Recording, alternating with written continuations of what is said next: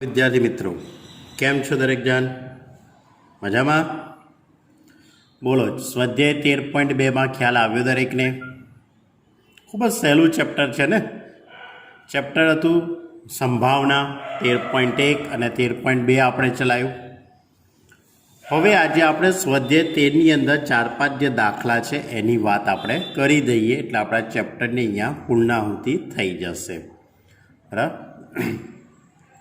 तो स्वाध्याय 13 નો પહેલો દાખલો આ રીતે છે। બે ઘટનાઓ A અને B માટે જો P of A not equal to 0 હોય તો નંબર 1 A B નો ઉપગણ હોય, A B નો ઉપગણ હોય। અને એમાં બીજો દાખલો છે કે A છેદ B 5 છે તો P of B upon A શોધો।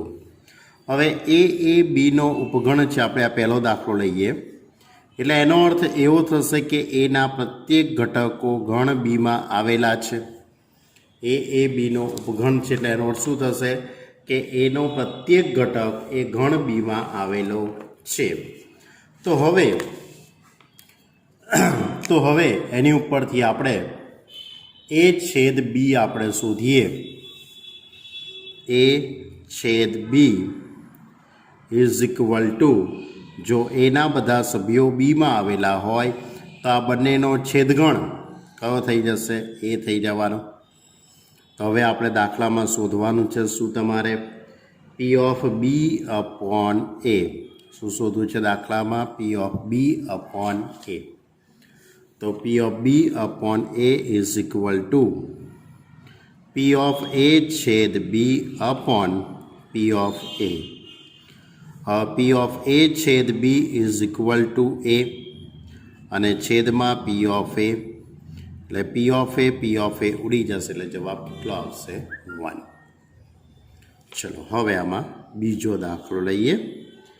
હવે આમાં બીજો પ્રશ્ન એવો છે કે જો A છેદ B બરાબર 5 હોય, A છેદ B ઇઝ ઇક્વલ ટુ 5 ને ખાલી ગણો તો સ્વાભાવિક છે કે અશક્ય ઘટના થઈ કહેવાય। અશક્ય ઘટનાની સંભાવના હંમેશા 0 થાય। તે લોજિકથી હવે આપણે P of B upon A શોધી કાઢીએ। તો P of B upon A is equal two P of A छेद B upon P of A। P of A छेद B એટલે 0 છેદમાં P of A is equal to 0। બરાબર। એટલે આ પહેલો દાખલો હતો, એકદમ નાનકડો એવો દાખલો હતો। હવે આમાં બીજો દાખલો લઈએ। બરાબર। હવે બીજો દાખલો આ રીતે છે કે એક યુગલને બે બાળકો છે। એટલે બીજો દાખલો આ રીતે છે કે એક યુગલને બે બાળકો છે। એક યુગલને બે બાળકો છે। નંબર 1, ઓછામાં ઓછું એક બાળક છોકરો છે તેમ આપેલું હોય તો બંને બાળકો છોકરા હોવાની સંભાવના શોધો। એમાં બીજો દાખલો છે જો મોટું બાળક છોકરી હોય તો બંને બાળકો છોકરી હોવાની સંભાવના શોધો। એક યુગલને બે બાળકો છે। બરાબર। પહેલો દાખલો ઓછામાં ઓછું એક બાળક છોકરો છે। તો પહેલાં તો આપણે એ વસ્તુ વિચારીએ કે એક યુગલને બે બાળકો છે એટલે એનો નિદર્શાવકાશ શું થશે? આપણે આ રીતે કહી શકીએ બંને છોકરાઓ હોઈ શકે, બોયઝ। પહેલો છોકરો થાય પછી છોકરી થાય, કાં તો પહેલાં છોકરી થાય પછી છોકરો થાય, કાં તો બંને છોકરીઓ થાય। બરાબર। તો આપણે બીજી એક વસ્તુ લખી દઈએ કે જ્યાં બી એટલે બોયઝ એટલે કે છોકરો। આમ તો ખબર જ હોય, પેપર તપાસતો હોય એને, પણ આપણી એક ફરજમાં છે કે આપણે સ્પષ્ટીકરણ કરી લેવું જોઈએ। તો આ રીતે એક યુગલને બે બાળકો છે, આ રીતનો થાય નિદર્શાવકાશ। હવે એમાં પહેલો દાખલો ઓછામાં ઓછું એક બાળક છોકરો છે એટલે એક બાળક છોકરો હોય કાં તો બે બાળકો પણ છોકરા હોય। તો આની જોડે સંકળાયેલ બરાબર ઘટના એ કહી દઈએ. બરાબર, પહેલો દાખલો ધારો કે એને હું ઘટના એ કહી દઉં.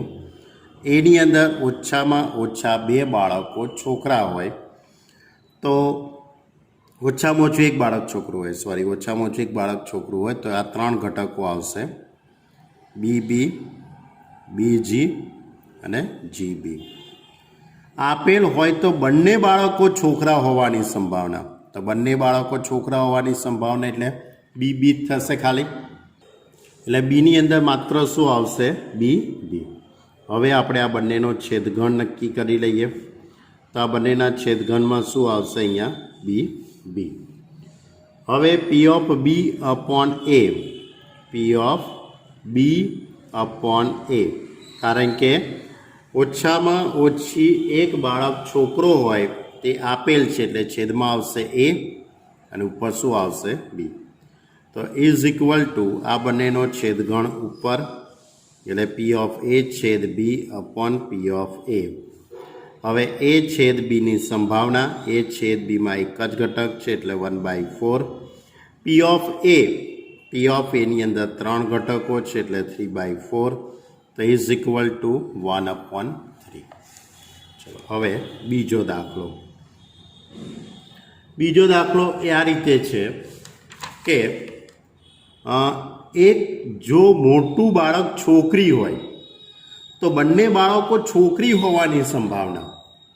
મોટું બાળક છોકરી હોય તો હું ધારી લઉં, ધારો કે એને હું ઘટના C કહી દઉં. C એટલે કે મોટું બાળક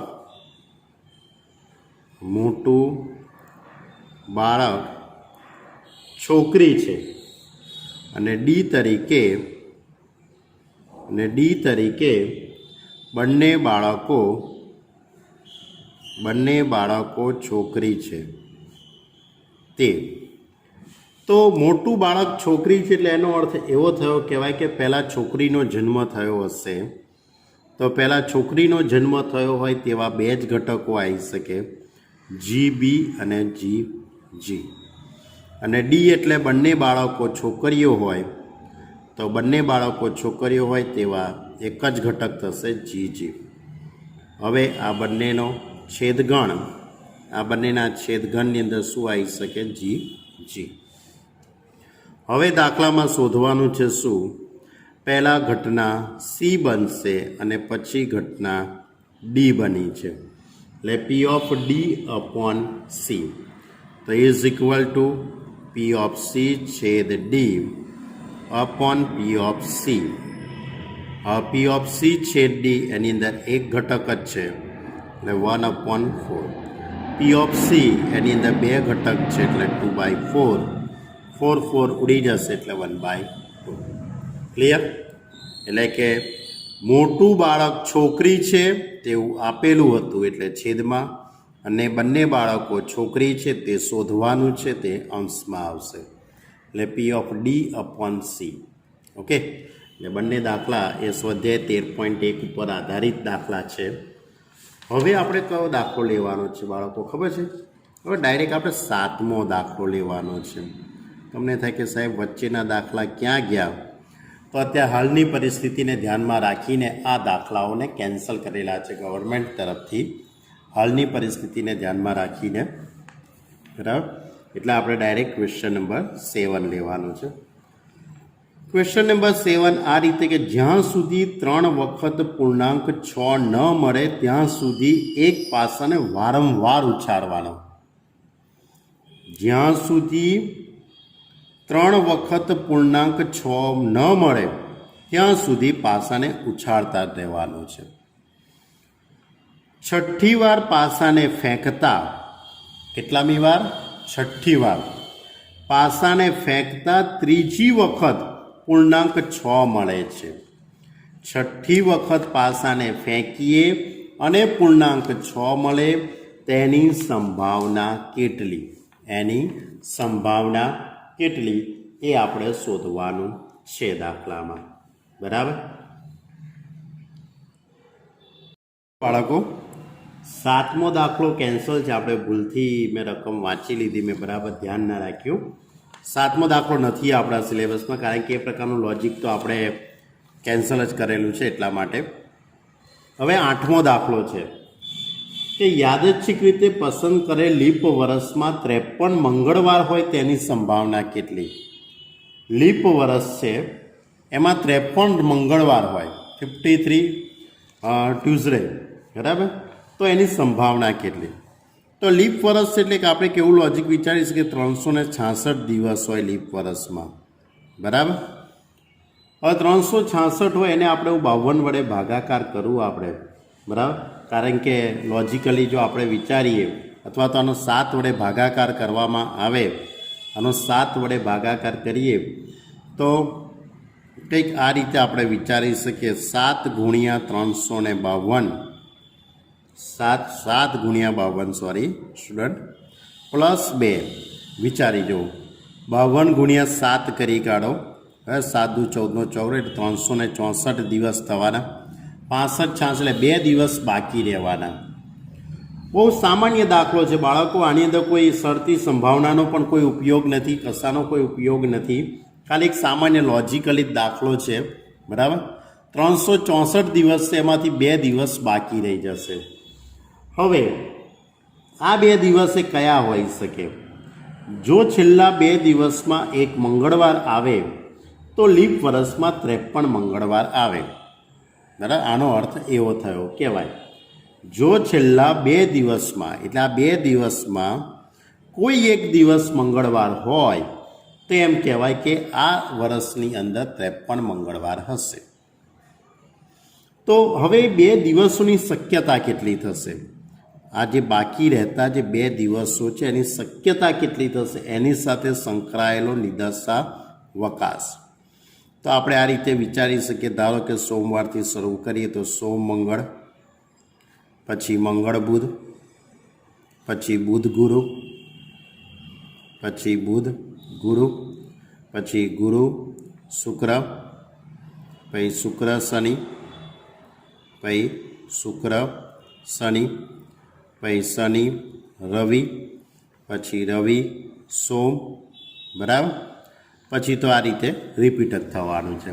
એટલે 7 શક્યતાઓ થવાની. કેટલી શક્યતાઓ થવાની? 7. એટલે આ નિદર્શાવકાશનો 7 ઘટકો થયા. હવે આ જે 2 દિવસ છે એમાં મંગળવાર હોય તો મંગળવારવાળા 2 ઘટકો જ થવાના. છેલ્લા 2 દિવસ પૈકી એક મંગળવાર હોય એવા ખાલી આ 2 ઘટકો જ થવાના. ધારો કે આને હું ઘટના એ કહી દઉં, એ બરાબર છેલ્લા 2 દિવસ, છેલ્લા 2 દિવસ મંગળવાર, છેલ્લા 2 દિવસ પૈકી કોઈ એક દિવસ મંગળવાર હોય તે ઘટના. તેવા કેટલા ઘટકો થવાના બાળકો? એવા 2 જ ઘટકો થવાના. એક સોમવાર મંગળવાર હોઈ શકે, બરાબર, કાં તો મંગળવાર બુધવાર હોઈ શકે. 2 જ શક્યતાઓ થવાની. તો એટલે કે સંભાવનાનું સૂત્ર જે આપણું છે R/N એટલે 2/7. એટલે એક સામાન્ય એવો નાનકડો એવો MCQ હતો, બરાબર છે, કે લીપ વર્ષમાં 53 મંગળવાર આવે તેની સંભાવના કેટલી. એટલે આમ ટોટલ 364 દિવસ હોય, કોઈ પણ 2 દિવસ બાકી રહી જવાના, એટલે કુલ શક્યતાઓ કેટલી અને એમાં મંગળવાર આવ્યા એની કેટલી. હવે ડાયરેક્ટ તમારે કયો દાખલો ગણો ખબર છે બાળકો? તો સીધો તમારે 14મો દાખલો છે. સીધો જ કયો દાખલો છે? 14મો. તો દ્વિઘાત નિશ્ચાયકનો પ્રત્યેક ઘટક 0 હોય અથવા 1 હોય, અથવા 1 હોય, સાચું છે. તો નિશ્ચાયકનું મૂલ્ય ધન હોવાની સંભાવના કેટલી? દ્વિઘાત નિશ્ચાયકનો પ્રત્યેક ઘટક કાં તો 0 હોવો જોઈએ અથવા તો 1 હોય, તો તે નિશ્ચાયકનું મૂલ્ય ધન હોવાની સંભાવના કેટલી? ધારો કે નિશ્ચાયકનો દરેક ઘટક નિરપેક્ષ રીતે પસંદ કરાતો હોય તો પ્રત્યેક ઘટકની સંભાવના 1/2 છે. આ માહિતી છેલ્લું જે હું વાક્ય બોલે કૌંસમાં લખેલું છે પરીક્ષામાં આ રીતે કૌંસમાં આપશે નહીં. તમારે એ માહિતી પરીક્ષામાં આપવાના નથી. તમારે તમારી બુદ્ધિનો ઉપયોગ કરીને જ વિચારવાની હોય છે. બહુ સિમ્પલ દાખલો છે. આ પણ એક સાદી સંભાવના જેવો જ દાખલો છે. આમાં કોઈ શરતી સંભાવનાનો ઉપયોગ થતો નથી. સામાન્ય લોજિક જ છે. દ્વિહાર નિશ્ચાયક. દ્વિહાર નિશ્ચાયકની અંદર 4 ઘટકો હોય છે. એ વસ્તુ તમને ખ્યાલ છે બાળકો, બરાબર? તો ધારો કે આ દ્વિહાર નિશ્ચાયક ડી બરાબર એ બી સી ડી. આનો પ્રત્યેક ઘટક 0 અથવા તો 1 હોઈ શકે છે. એટલે આ એની જગ્યાએ 0 અથવા 1 હોય, બીની જગ્યાએ પણ 0 અથવા 1 હોય, સીની જગ્યાએ પણ 0 અથવા 1 હોય અને ડીની જગ્યાએ પણ 0 અથવા ડી હોય. તો એનો અર્થ એવો થયો કહેવાય કે આનાથી બનતા કુલ દ્વિહાર નિશ્ચાયકો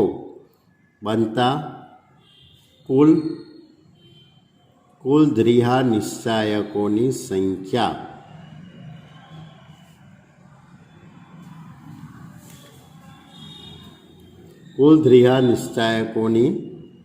સંખ્યા કેટલી થવાની? તો 2 ગુણ્યા 2 ગુણ્યા 2 ગુણ્યા 2 એટલે ટોટલ 16 એવા દ્વિહાર નિશ્ચાયક બને. કેટલા બને? એટલા 16 દ્વિહાર નિશ્ચાયક બને. હવે જે પૈકીનું જેનું મૂલ્ય ધન હોય એની આપણે સંભાવના શોધવાની છે. તો આપણે આ રીતે વિચારી શકીએ કે આપણો આ નિશ્ચાયક, આ તમને ખબર પડી 2 ગુણ્યા 2 ગુણ્યા 2, આ સ્થાન 2 રીતે ભરી શકાય, આ સ્થાને 2 રીતે ભરી શકાય, આ સ્થાન પણ 2 રીતે ભરી શકાય, આ સ્થાન પણ 2 રીતે ભરી શકાય. હતું ને ક્રમચય સંચયના ચેપ્ટરની અંદર કે આ સ્થાન 2 રીતે ભરાય, આ સ્થાન 2 રીતે, આ 2 રીતે. તો કુલ શક્યતાઓ કેટલી થવાની? ગણતરીના મૂળભૂત સિદ્ધાંત અનુસાર, ગણતરીનો મૂળભૂત સિદ્ધાંત હતો ને ગુણાકારનો, બરાબર? 2 × 2 × 2 × 2 એટલે 16 રીતે ભરી શકાય. હવે આપણે જે વાત કરવી છે, આપણે આને આવું લખી શકીએ એડી માઇનસ બીસી. હવે આપણે એવી વાત કરવી છે કે આનું મૂલ્ય પ્લસમાં જ આવવું જોઈએ. આનું મૂલ્ય કેવું આવવું જોઈએ? હંમેશા પ્લસમાં જ. તો આનું મૂલ્ય પ્લસમાં આવે એવું ક્યારે શક્ય બને? કે જ્યારે એડીની કિંમત 1 અને બીસીની કિંમત 0 હોય ત્યારે. વિચારી જુઓ, એડી માઇનસ બીસી ધન ત્યારે જ થાય કે જ્યારે એડી બરાબર 1 તથા બીસી બરાબર 0 હોય. એડી બરાબર 1 અને બીસી બરાબર 0 હોય તો જ આ વસ્તુ શક્ય બનવાની છે બાળકો. તો એ અને ડીની કિંમત અને અહીંયા બી અને સી. તો એ અને ડીની કિંમત તો મારે 1 1 જ લેવી પડે, બીની કિંમત 1 તો સીની કિંમત 0 લેવી પડે. અથવા જો આ તો 1 1 જ થવાની છે, આની કિંમત 0 લઉં તો આની કિંમત 1. એ અને ડી બંને 1 1 તો આ બંને 0 લેવા પડે. તો આ રીતે હું એ અને ડીની પસંદગી કરી શકું. કરી શકે કે ના કરી શકે? વિચારી જો બરાબર. કારણ કે એડી બરાબર 1 તો ક્યારે થાય? કે જ્યારે એ બરાબર 1 હોય ને ડી બરાબર 1 હોય ત્યારે જ. બીસીની કિંમત 0 ક્યારે થાય? કે જ્યારે બેમાંથી કોઈ એક ઘટક 0 હોય અથવા તો બંને 0 હોય. એટલે કુલ કેટલી શક્યતાઓ થઈ કહેવાય? તો કુલ 3 શક્યતાઓ થઈ કહેવાય. કુલ કેટલી શક્યતાઓ થઈ કહેવાય? 3 શક્યતાઓ થાય. એટલે માગેલ સંભાવના માટે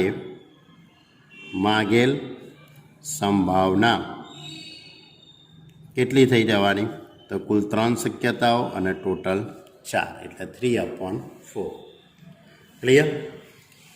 તો આ હતો આપણો દાખલો સ્વાધ્યાય 13નો 14મો દાખલો. એ સિવાય હવે આપણને છેલ્લે અહીંયા 3 MCQની વાત કરેલી છે. બીજું બધું કશું કરવાનું નથી. છેલ્લે 3 MCQ આપેલા છે. એમાંનો એક 17મો MCQ આ રીતે છે: જો એ અને બી બે ઘટનાઓ હોય P of A not equal to 0 અને P of B upon A is equal to 1 હોય તો નીચેના પૈકી કયો વિકલ્પ સત્ય બનશે? પી ઓફ બી અપોન એ બરાબર 1 એટલે એનો અર્થ એવો થઈ ગયો કહેવાય પી ઓફ એ છેદ B upon P of A is equal to 1. તો આવું ક્યારે બને કે જ્યારે આ એ છેદ બી બરાબર એ થતો હોય. એ છેદ બી બરાબર એ ક્યારે થાય કે જ્યારે એ સબસેટ બી હોય ત્યારે. ક્લિયર? એટલે કે એ છેદ બી બરાબર એટલે એ સબસેટ બી હોય ત્યારે જ એ છેદ બી બરાબર એ થાય. ક્લિયર? તો તમારો કયો વિકલ્પ આવશે આમાં? A subset B. એટલે કે સાચો વિકલ્પ કયો થઈ જશે? A subset B. ચલો હવે 18મો દાખલો. જો P of A upon B greater than P of A હોય તો નીચેના પૈકી કયો વિકલ્પ સત્ય થશે? P of A upon B is greater than P of A, તો નીચેના પૈકીનો કયો વિકલ્પ સત્ય થશે? બરાબર. તો રકમની અંદર જે આપેલી માહિતી છે તો હું અહીંયા પી ઓફ એ અપોન બી માટે હું સૂત્ર પહેલાં લગાડી દઉં બાળકો. તેનું સૂત્ર લગાડી દઉં તો પી ઓફ એ છેદ B upon P of B is greater than P of A. હવે અહીંયાથી છેદનું પદ હું સામે લઈ જઉં, પણ આપણે જે વિકલ્પોનું સેટિંગ કરવું છે તે મુજબ પી ઓફ એ છેદ બી આને અહીંયા મૂકી દઉં અને greater than P of B. P of A છેદ B upon P of A એટલે P of B upon A is equal to નહીં આવે બાળકો, ગ્રેટર દેન આવશે. ક્લિયર? એટલે કયો વિકલ્પ આમાં સેટ થશે? સાચો વિકલ્પ સી થાય છે. સાચો વિકલ્પ સી. ચલો હવે 19મો MCQ એની વાત કરી લઈએ તમારી જોડે બાળકો. તો આપણો જે 19મો MCQ કંઈક આ રીતે છે. જો એ અને બી કોઈ પણ બે ઘટનાઓ માટે P of A plus P of B minus P of A અને બી બરાબર પી ઓફ એ હોય તો P of A plus P of B minus P of A અને બી, અને એટલે છેદગણ, તો is equal to P of A આવું લખી શકાશે. તો કયો વિકલ્પ સેટ થશે? બહુ સામાન્ય લોજિક છે બાળકો. સ્વાભાવિક છે કે બંને બાજુથી પી ઓફ એ તો ઉડી ગયું. તો પી ઓફ એ ઉડી જાય તો બાકી શું રહેવાનું? P of B minus P of A છેદ બી ઇઝ ઇક્વલ ટુ 0. હવે માઇનસવાળું પદ હું સામે લઈ જાઉં તો પી ઓફ એ છેદ B is equal to P of B થઈ જશે.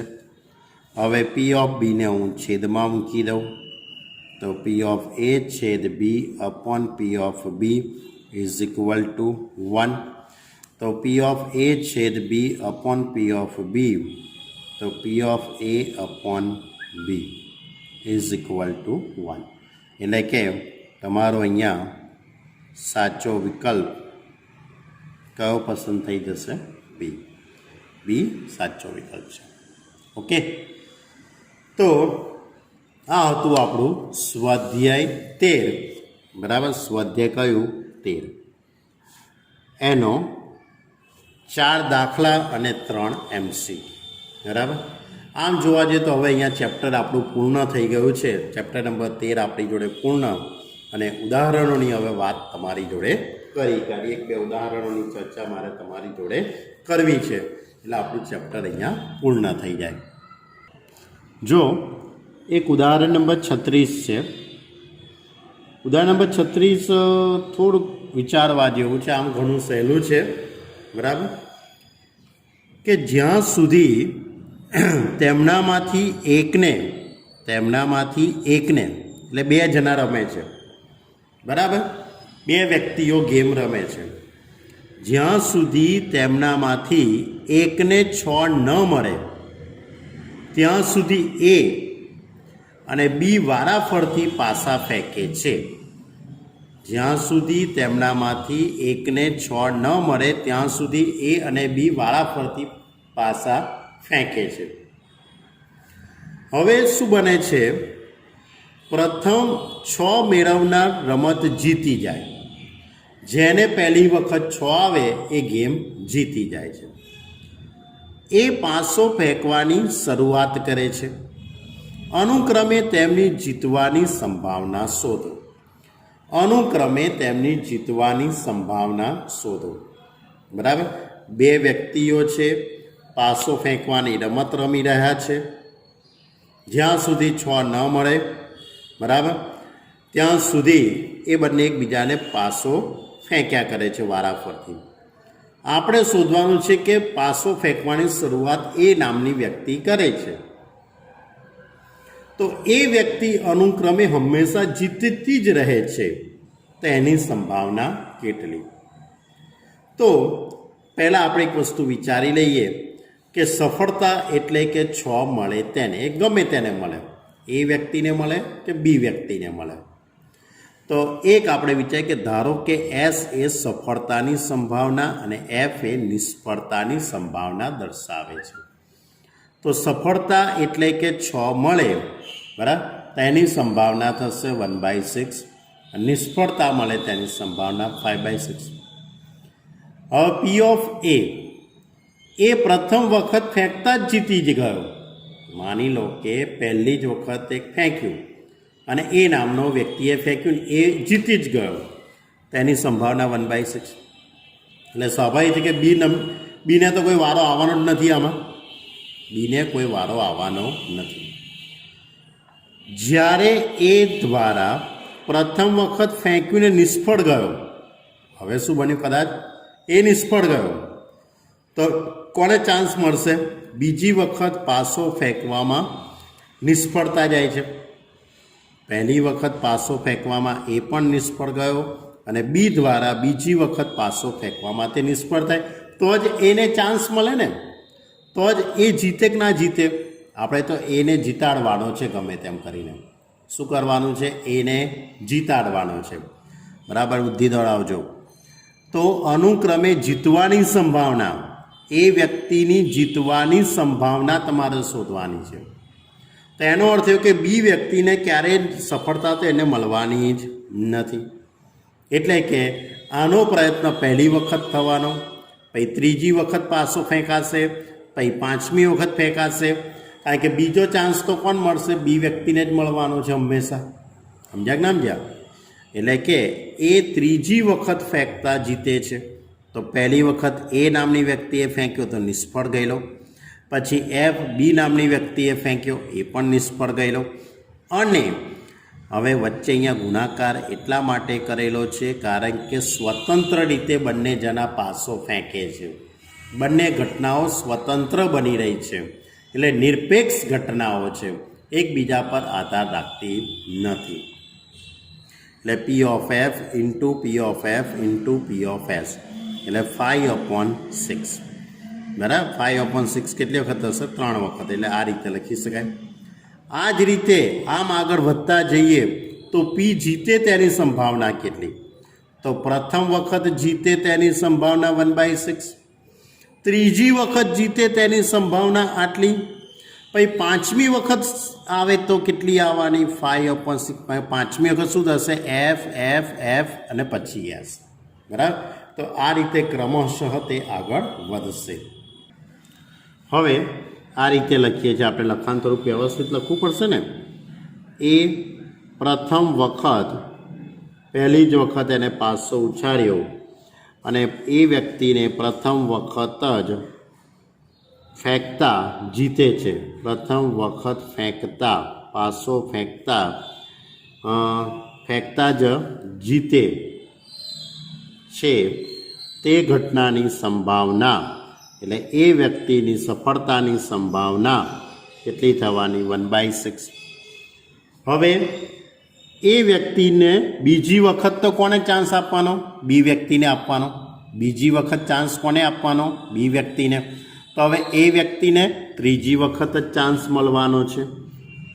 એટલે કે વ્યક્તિ એ ને ત્રીજી વખત ફેંકવામાં જીતે છે તેની સંભાવના. એટલે કે એનો અર્થ પહેલી વખત ફેંક્યો, નિષ્ફળ જાય છે. બીજી વખત બી નામની વ્યક્તિએ ફેંક્યો, એ નિષ્ફળ જવો જ જોઈએ, તો જ ત્રીજી વખત આને ચાન્સ મળે ને ભાઈ. તો P of F into P of F into P of S. તો પી ઓફ એફ એટલે એની સંભાવના 1/6, એફની સંભાવના પણ 1/6, એટલે 5/6. ક્લિયર? ઓકે, મેં ભૂલ કરી બાળકો. અહીંયા 5 લખવાનું હતું, અહીંયા પણ 5 લખવાનું હતું. સફળતાની સંભાવના 1/6 છે, એટલે 5/6 એનો સ્ક્વેર ઇન્ટુ 1/6. હવે એ વ્યક્તિને 5મી વખત ચાન્સ મળશે, કારણ કે આના પછી ચોથો ચાન્સ તો કોનો હોવાનો? બી વ્યક્તિને. બી નિષ્ફળ જ જવાનો છે. તો આ રીતે આપણે આગળ વધતા જઈએ, આમને આમ આગળ વધીએ. તો આમ આગળ ગણતરી કરતા એ વ્યક્તિ જીતે, એ નામની વ્યક્તિ જીતે છે તેની સંભાવના, બરાબર, જીતવાની સંભાવના કેટલી થશે? બરાબર. તો એ વ્યક્તિ જીતે તેની સંભાવના, એ વ્યક્તિ જીતે છે તેની સંભાવના કેટલી થવાની? પહેલી વખત 1/6, બીજી નહીં, ત્રીજી વખત એને ચાન્સ મળશે, એટલે 5/6નો સ્ક્વેર ઇન્ટુ 1/6. હવે એને 5મી વખત જ્યારે ચાન્સ મળશે ત્યારે 5/6 કેટલા આવશે? અહીંયા 3 હતા, 2, તો અહીંયા કેટલા આવશે? 4 into 1/6 plus dash dash dash. તો અહીંયાથી 1/6 કોમન નીકળી જશે આખા પદમાંથી, બરાબર. તો અથવા તો એવું પણ કહી શકાય કે આખી આ જે કંઈ સિક્વન્સ બનશે, એવું કરો, 1/6 પહેલાં કોમન કાઢી લો, એટલે 1 + 5/6નો સ્ક્વેર પ્લસ 5/6ની 4 ઘાત પ્લસ અપ ટુ. હવે આ જે સિક્વન્સ બનશે તે અનંત સમગુણોત્તર શ્રેણી બનશે. કઈ સિક્વન્સ બનશે? અનંત સમગુણોત્તર શ્રેણી. અને અનંત સમગુણોત્તર શ્રેણી માટેનું સરવાળા માટેનું સૂત્ર તમને બધાને ખ્યાલ છે, બરાબર. એનું સૂત્ર તમને બધાને ખ્યાલ છે. અનંત સમગુણોત્તર શ્રેણી S = A/1 - R. એ એટલે પહેલું પદ, અહીંયા 1 છે. R એટલે ગુણોત્તર એટલે કે 5/6. તો A = 1/6 ઇન્ટુ, એટલે કે આની ઉપરથી 6 થી 5 એટલે કે 6 થઈ જશે. કેટલા આવશે? સોરી, મારી ભૂલ છે, 25 છે. અહીંયા 5નો વર્ગ 25 અને 36, કારણ કે R બરાબર કેટલા છે? 5/6નો વર્ગ થશે R બરાબર, એટલે કે 25/36, બરાબર. તો સાદરૂપ આપી દઈએ તો ઉપર 36 આવશે, અહીંયા 36 ઓછા 25 એટલે 6/11, બરાબર. એટલે એ વ્યક્તિ જીતે તેની સંભાવના 6/11. હવે આપણો જે પ્રશ્ન છે એ પાસો ફેંકવાથી પ્રથમ શરૂઆત કરે તો અનુક્રમે તેમની જીતવાની, અનુક્રમે. તો આ મેં વાત કરી એ વ્યક્તિની. હવે ધારો કે મારે બી વ્યક્તિને જીતાડવો છે, તો બી વ્યક્તિને જો જીતાડવો હોય તો મારે એને બીજી વખત જીતાડવો પડે, ચોથી વખત જીતાડવો પડે. અને આ વાત આખી આપણે કરવાની નથી. તમારે આની અનુબદ્ધ ઘટના જ લખી દેવાની છે. અનુબદ્ધ એટલે પૂરક ઘટના. એટલે બી વ્યક્તિ જીતે છે તેની સંભાવના 1 - P of A વ્યક્તિ જીતે છે. P of A વ્યક્તિ જીતે છે. એટલે 1 - 6/11 એટલે 5/11. ક્લિયર? એટલે વારાફરતી બંને જોડે આપણે ગેમ રમાડીએ તો આ રીતે એમની સંભાવના થઈ શકે. તો આ એક પ્રકૃતિના ઉદાહરણનું ખૂબ સારામાં સારું ઉદાહરણ હતું 36. બીજું એક ઉદાહરણ છે, બહુ સારામાં સારું ઉદાહરણ નંબર 7 છે. બાળકો, ઘણા બધા વિદ્યાર્થીઓ મને પ્રશ્ન કર્યો કે સાહેબ ઉદાહરણ નંબર 7 બહુ જ અઘરું છે, બહુ જ અઘરું છે. પણ હું કહું છું કે ઉદાહરણ નંબર 7 ઘણું સહેલું છે. એમાં ખાલી એક જ સામાન્ય લોજિકનો આપણે ઉપયોગ કરી લઈએ તો તમને આખું ઉદાહરણ ખ્યાલ આવી જશે. બરાબર? તો જો ઉદાહરણ નંબર 7 આ રીતે છે. ઉદાહરણ નંબર 7 આ રીતે કે સિક્કાને ઉછાળવાના પ્રયોગનો વિચાર કરો. સિક્કાને ઉછાળવાના પ્રયોગનો વિચાર કરો. જો સિક્કા પર છાપ મળે તો તેને ફરીથી ઉછાળો, પરંતુ જો કાંટો મળે તો પાસો ફેંકો. સિક્કા પર ઓછામાં ઓછી એક વખત કાંટો મળે છે તેમ આપેલ હોય તો પાસા પર મળતી સંખ્યા 4 કરતાં વધુ હોય તેની શરતી સંભાવના શોધો. બરાબર? રકમ આ રીતે છે. સિક્કાને ઉછાળવાના પ્રયોગનો વિચાર કરો. સિક્કો ઉછાળી એટલે છાપ અથવા કાંટો આવે. જો છાપ આવે તો સિક્કો ફરીથી ઉછાળો. છાપ આવે, જો છાપ આવે તો સિક્કો ફરીથી ઉછાળો એટલે HHST આવવાનો. અને જો કાંટો આવે તો પાસો ઉછાળશો એટલે T1 T2 T3 T4 T5 T6 થવાનું. થાય કે ના થાય? આ એક પહેલું લોજિક થયું. એટલે આ આખો એનો નિદર્શાવકાશ થઈ ગયો. એનો શું થઈ ગયો? આખો નિદર્શાવકાશ. હવે આપણો પ્રશ્ન એવો છે કે હવે ટોટલ 8 ઘટકો થયા. એટલે તમે સૌથી પહેલાં એવું વિચારશો ભાઈ n બરાબર 8. પણ હું તમને એવું કહું છું કે એવું કરવાનું નથી. આમાં આ જ સૌથી મોસ્ટ IMP મુદ્દો આ જ છે. તમે સિક્કો પહેલી વખત ઉછાળ્યો, પહેલી વખત એક જ વખત ધારો કે તમે સિક્કો ઉછાળો છો અને છાપ મળે છે, તેની સંભાવના કેટલી થવાની?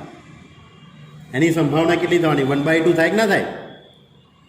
હવે બીજી વખત તમે પાસો ઉછાળો છો અને છાપ મળે છે, એની સંભાવના 1/2 થાય કે ના થાય? વિચારજો બરાબર. તો એનો અર્થ એવો કે આખા ટોટલ આ ઘટકની સંભાવના કેટલી થઈ? 1/2 ઇન્ટુ 1/2. આ સૌથી મોસ્ટ IMP મુદ્દો છે ભાઈ. બરાબર?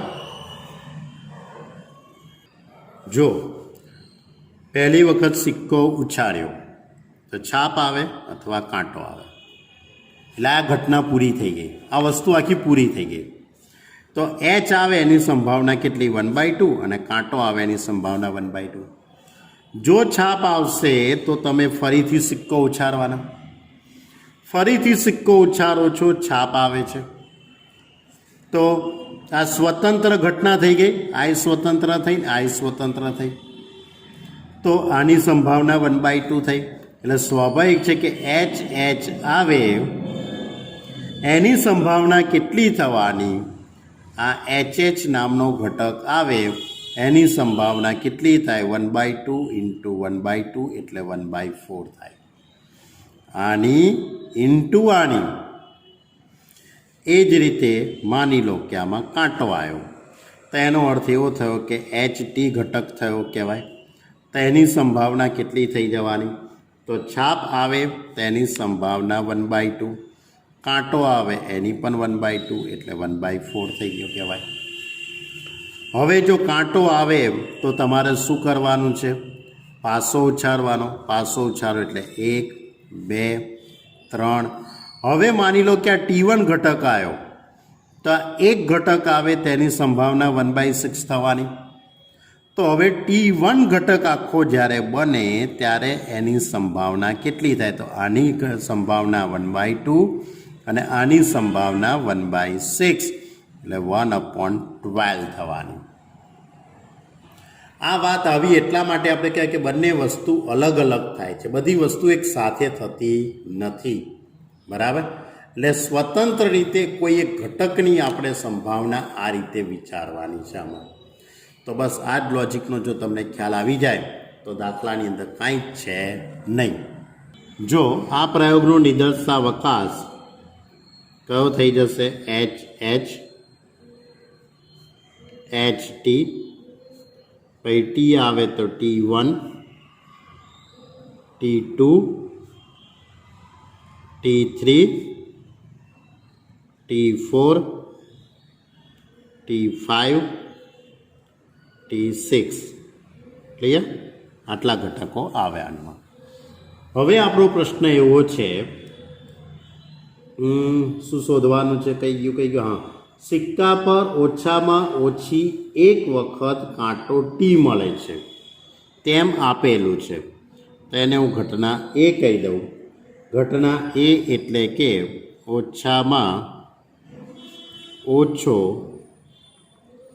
એક વખત, ઓછામાં ઓછો એક વખત એક કાંટો આવે અથવા હોય તે ઘટના. તો આની અંદર કયા કયા ઘટકો આવવાના છે? તો આની અંદર કયા કયા ઘટકો આવે? એચ ટી, T1, ટૂંકમાં ટીવાળા એચ સિવાયના બધા જ ઘટકો આવશે. એચ ટી, પછી T1, પછી T2, પછી T3, T4, T5 અને T6. ક્લિયર?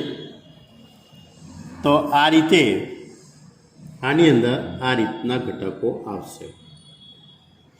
હવે આપણે આ દરેકની સંભાવના વિચારજો બરાબર. એચટીની સંભાવના કેટલી થાય? માત્ર એચટીની. તો એચની સંભાવના 1/2, આની સંભાવના 1/2 એટલે 1/4. ટીની સંભાવના 1/2, આની સંભાવના 1/6 એટલે 1/12. આની પણ 1/12, આની પણ 1/12, આની પણ 1/12, આની પણ. એટલે એચટી આવે અથવા એટલે પાછું પ્લસ, અથવા એટલે પ્લસ, એટલે P of H T plus P of T1 plus P of T2 plus P of T3 plus P of T4 plus P of T5 ને પી ઓફ T6.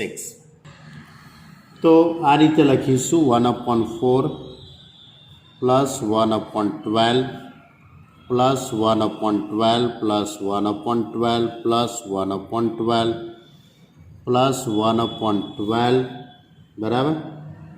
તો કેટલા વખત થશે? 1 2 3 4 5 ને 6, એટલે કે એક વખત લખવાનું બાકી છે. એટલે એની ઉપરથી આપણે લખી શકીશું 1/4 પ્લસ અહીંયા 6/12 એટલે 3/ કેટલા થઈ જશે? 4. ક્લિયર? 3/4. હવે બીજી ઘટના બી તરીકે શું આપેલું? એટલે આપેલ હોય તો પાસા પર મળતી સંખ્યા 4 કરતાં વધુ હોય. બી તરીકે લખ્યું છે પાસા પર મળતી સંખ્યા 4 કરતાં વધુ હોય તે ઘટના. બરાબર. પાસા પર મળતી સંખ્યા 4 કરતાં વધુ હોય, તો 4 કરતાં વધુ હોય તેવા તો મારી જોડે ભાઈ બે જ ઘટકો આવવાના, એક T5 આવવાનો અને એક T6 આવવાનો છે. બરાબર. હવે હું આ બંનેનો છેદગણ શોધી કાઢું. કોનો? એ અને બીનો. તો એ અને બીનો જો છેદગણ શોધું તો બાળકો સ્વાભાવિક જ છે કે તમારી જોડે શું આવવાનું? માત્ર T5 જ આવવાનો છે. માત્ર શું આવશે? એનો છેદગણ. કારણ કે T5 અને T6 બંને આવશે. મારી ભૂલ થઈ ગઈ. T5 અને T6 બંને આવશે. તો હવે આની સંભાવના કેટલી થવાની? P ઓફ A છેદ B એની સંભાવના કેટલી થઈ જવાની? તો P of T5 plus P of T6 તો is equal two 1/2 into 1/6 plus 1/2 into 1/6 તો 1/12 પ્લસ 1/12 તો ઇઝ ઇક્વલ ટુ 2/12 તો ઇઝ ઇક્વલ ટુ 1/6. હવે આપણને દાખલામાં પૂછેલું છે શું? એની વાત કરીએ. તો દાખલામાં પૂછેલું છે કે ઘટના એ પહેલાં બને છે, એની સાપેક્ષે ઘટના બી બને છે. પહેલાં ઘટના એ બને છે તો પી ઓફ બી અપોન એ આવું શોધવાનું છે. તો is equal to P of A છેદ B upon P of A. તો પી ઓફ એ છેદ બી એની સંભાવના 1/6 અને પી ઓફ એની સંભાવના 3/4. તો ઇઝ ઇક્વલ ટુ 2/9. ક્લિયર? તો આ રીતે મને આ બે ઉદાહરણ જરાક સારા લાગેલા. એક 7મું અને એક કયું હતું 12મું 36મું કંઈક ઉદાહરણ હતું. ક્લિયર? તો હવે તમારે આ ચેપ્ટરની અંદર સ્વાધ્યાય 13.1, 13.2 અને સ્વાધ્યાય 13ના 4 દાખલા છે, 3 MCQ એટલું જ તૈયાર કરવાનું છે. અને ઉદાહરણની વાત કરું તો ઉદાહરણો આની અંદર કેટલા છે? તો 1 થી 14 ઉદાહરણ છે. આની અંદર ટોટલ તો ઘણા બધા છે, તમારે 14 સુધીના ઉદાહરણ તૈયાર કરવાના છે.